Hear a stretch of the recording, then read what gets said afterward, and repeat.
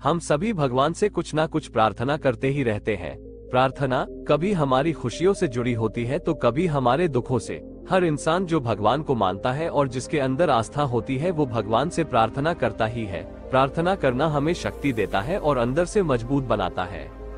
हर इंसान का भगवान से प्रार्थना करने का अपना तरीका होता है। जिसे जैसे सही लगता है वो उस तरह भगवान से प्रार्थना करता है। भगवान से कुछ चीज मांगना हमारे अंदर विश्वास को बढ़ाता है।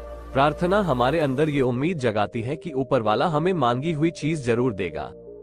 आज की कहानी भी ऊपर वाले की प्रार्थना से जुड़ी हुई है। ये छोटी सी मोटिवेशनल कहानी है समर्थ रामदास की, जिन्हें संत रामदास के नाम से भी जाना जाता है। संत रामदास एक बहुत बड़े और प्रचलित महात्मा, साधु, कवि और राजनीतिज्ञ थे। आज की मोटिवेशनल कहानी संत रामदास के जीवन के किस्से से प्रेरित है। इस प्रेरणादायक कहानी को समझें और जानें कि प्रार्थना का सही मतलब क्या होता है। एक बार संत रामदास अपने शिष्यों के साथ मिलकर मंदिर में भजन कर रहे थे। भजन की समाप्ति के बाद हर कोई भगवान की तरफ हाथ जोड़कर खड़ा हो गया और प्रार्थना करने लगे। शिष्यों के साथ संत रामदास भी भगवान से प्रार्थना कर रहे थे। लेकिन संत रामदास जब भी प्रार्थना करते थे तो उनके होंठ कभी हिलते नहीं थे और वो चुपचाप प्रार्थना करते थे। एक शिष्य की नजर जब उन पर पड़ी तो उसने प्रार्थना करने के बाद अपने गुरु से पूछा, हम सभी लोग जब प्रार्थना करते हैं तो हमारे होंठ हिलते हैं और हम भगवान से कुछ ना कुछ मांगते हैं या कहते हैं, लेकिन आप बिना होंठ हिलाए, बिना कुछ बोले कैसी प्रार्थना करते हैं? आपके होंठ क्यों नहीं हिलते? आप बस पत्थर की एक मूर्ति की तरह भगवान के सामने खड़े हो जाते हैं। आप मन ही मन भगवान से क्या कहते रहते हैं? हमारे मन में जो विचार आते हैं उनका भाव भी हमारे चेहरे में नजर आ जाता है, मगर आपके चेहरे से तो कुछ पता ही नहीं चलता। अपने शिष्य की बात सुनकर संत रामदास ने उन सभी से कहा, एक बार मैं एक बहुत बड़े राजा के महल में ठहरा हुआ था। वापसी के समय वो राजा मुझे अपने महल के द्वार तक छोड़ने के लिए आया और जैसे ही हम द्वार से बाहर निकलने वाले थे तभी वहाँ एक मैले कुचले कपड़े पहने, हाथ में कटोरा पकड़े हुए एक भिखारी आ गया।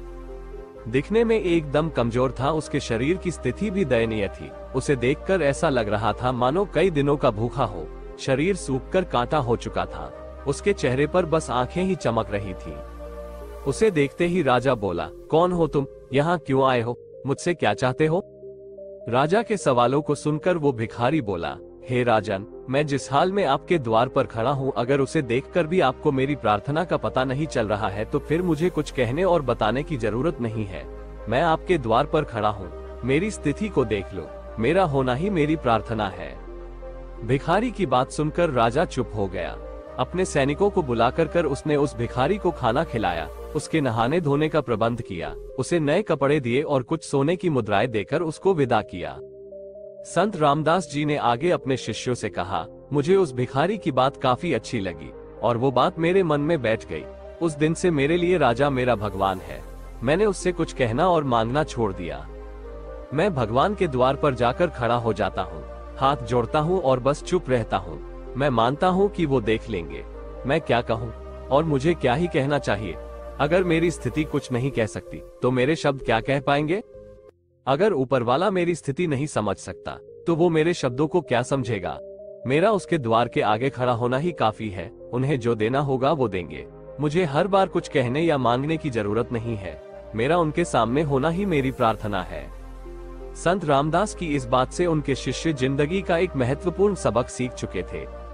सीख जो हमें इस प्रेरणादायक मोटिवेशनल कहानी से मिलती है। हम जब भी मंदिर जाते हैं या कहीं भी भगवान की मूर्ति या फोटो देखते हैं तो हमेशा उनसे कुछ ना कुछ मांगने लग जाते हैं। हमें ये लगता है कि जब तक हम भगवान से प्रार्थना नहीं करेंगे तब तक वो हमें कुछ देगा नहीं। ऐसा सोचना शायद गलत होगा, क्योंकि भगवान वो है जो सब कुछ जानता है। उसके आगे हाथ जोड़कर खड़ा होना ही काफी है। आपके कर्मों के हिसाब से और आपकी जरूरत के हिसाब से वो आपको खुद ही वो सब दे देगा जो आपके लिए जरूरी है। हर समय भगवान के द्वार पर खड़े होकर कुछ मांगना जरूरी नहीं है। भगवान आपको जो कुछ भी देगा वो सिर्फ आपकी प्रार्थना सुनकर नहीं देगा, बल्कि आपकी नियत, आपकी ईमानदारी, आपकी मेहनत और आपके समय के अनुसार ही आपको देगा।